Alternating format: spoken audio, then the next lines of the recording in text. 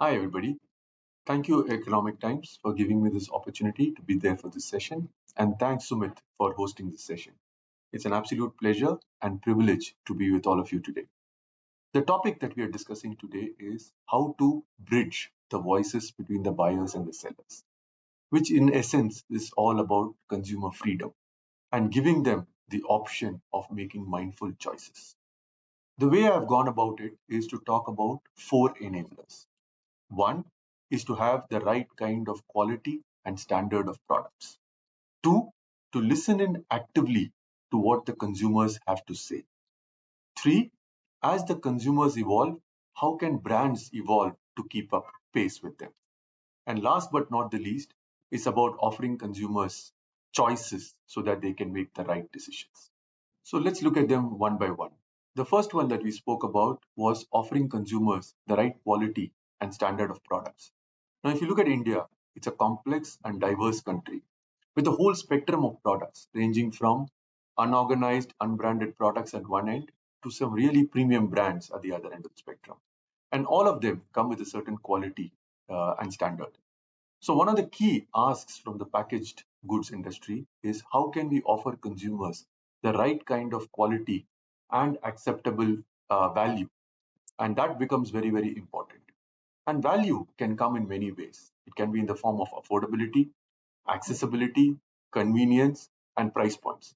And therefore, it's very important for consumers to get the right value for the money that they are paying. Here again, the government bodies and regulatory authorities can play a key role in ensuring that they strike the right balance between being practical and also safeguarding the interests of the consumers on one side and of the industry on the other side. So that's a delicate balancing.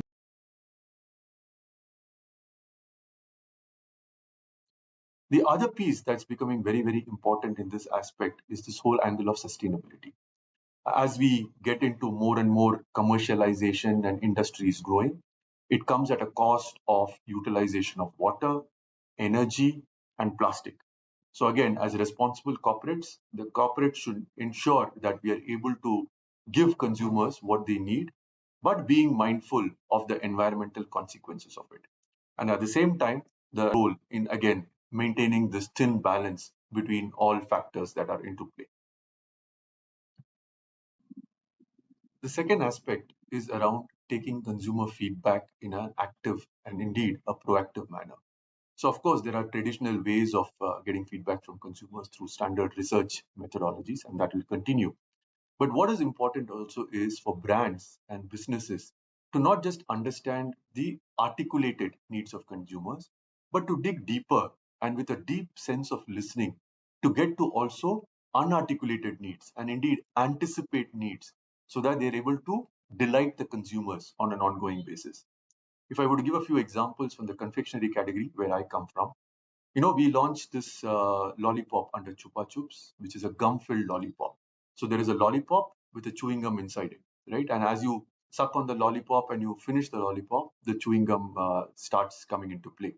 And that really enhances the whole pleasurable experience of eating.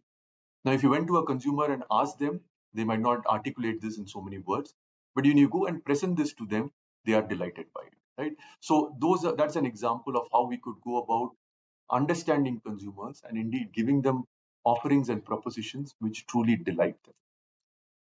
Apart from the traditional means of getting insights and feedback, active social listening is very, very important as well. In today's time, there is a lot of usage of social media for two-way communication between brands and consumers.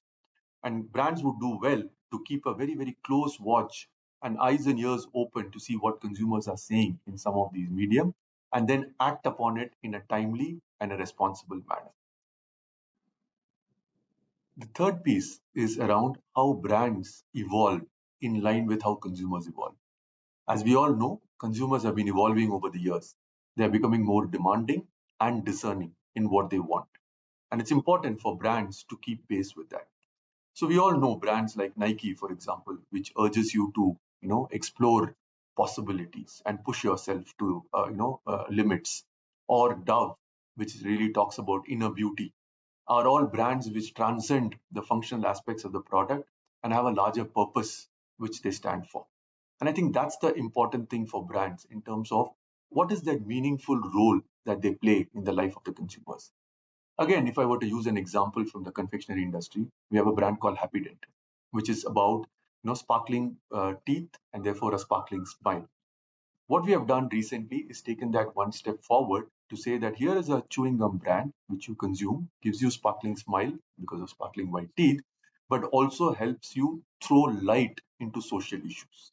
And that's the way we can ladder from a very functional benefit or a product truth to something larger, what the brand stands for. And in that manner, it plays a far more meaningful role in the life of the consumers. Or if you take a brand like Alpenliebe, which is all about brings heart closer, typically in a family context. And if you look at today's situation, especially in the pandemic, where everybody in their family is grappling with their own set of issues, they are on calls all the time, they are in different rooms trying to manage between Zoom and Skype and Teams, it's very important to have a catalyst which sort of brings the families together. And that's where Alpenliebe can come in. And then, for example, we have come with this do it yourself platform, which allows the family to come together in a fun filled manner and do stuff which makes them have fun and create something like for during festivals, like build your own Rakhi or your own Halloween or Christmas tree or whatever.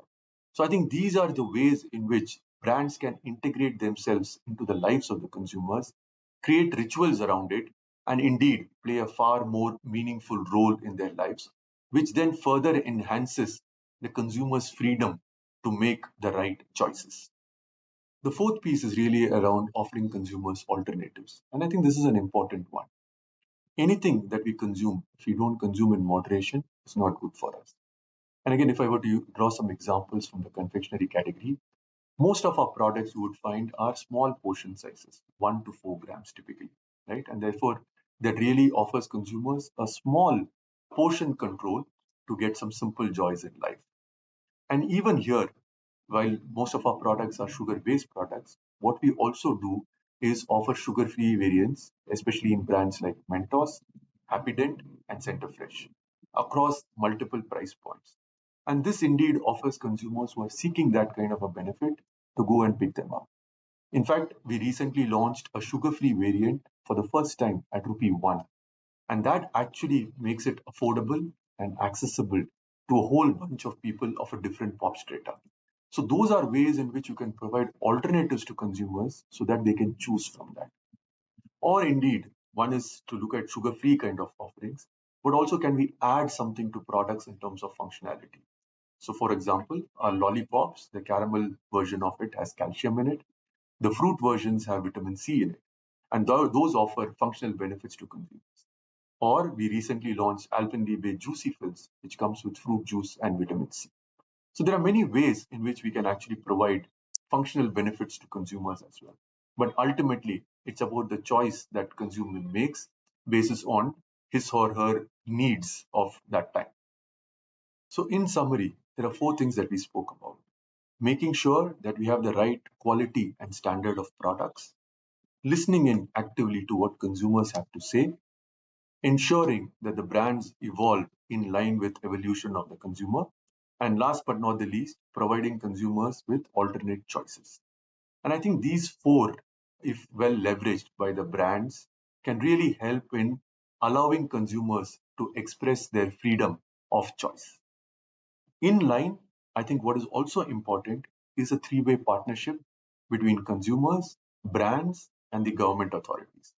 The consumers have a responsibility to make mindful choices in line with the demands and the needs that they have. The brands have a responsibility to offer consumers value, quality, safety of products in a most responsible manner, keeping environment in mind as well.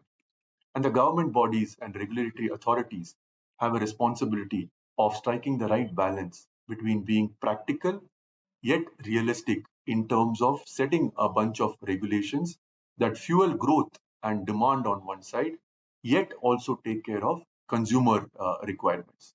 And I think if all of this can come into play in a nice balanced manner, the consumer demand will only go up and the consumer choices and freedom will also significantly increase. Thank you very much for having me in this panel. Good luck, take care, and stay safe.